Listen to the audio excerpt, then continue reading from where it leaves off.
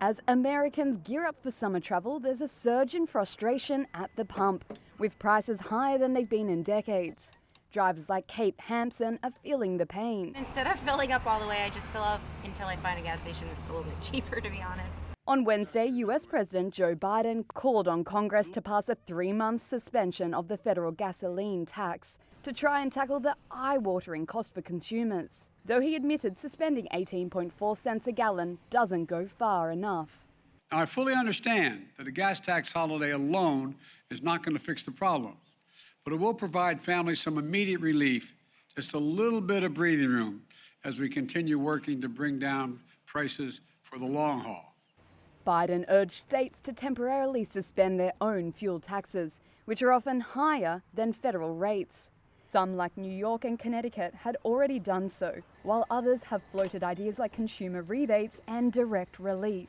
He's also urged companies to play their part and lower prices.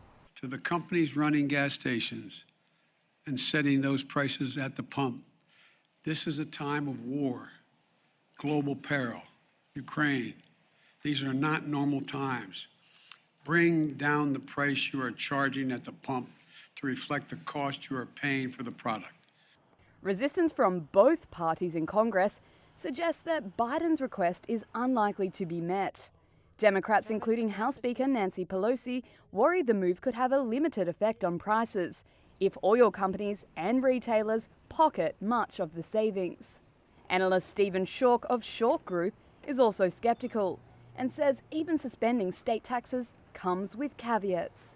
And that's a much bigger piece of the pie because the national average state tax on gasoline is 57 cents a gallon. So far greater than the 18 cents that the feds take. So if the states enacted a tax holiday taking on average 57 cents, that would have a meaningful impact. But once again, all that would do is juice demand here in the short term, creating greater headaches down the road.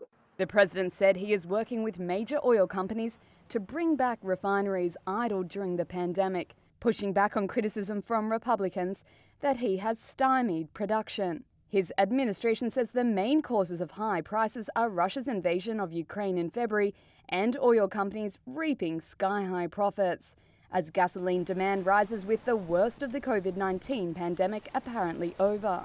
Oil companies complained that the White House is unfairly vilifying the industry.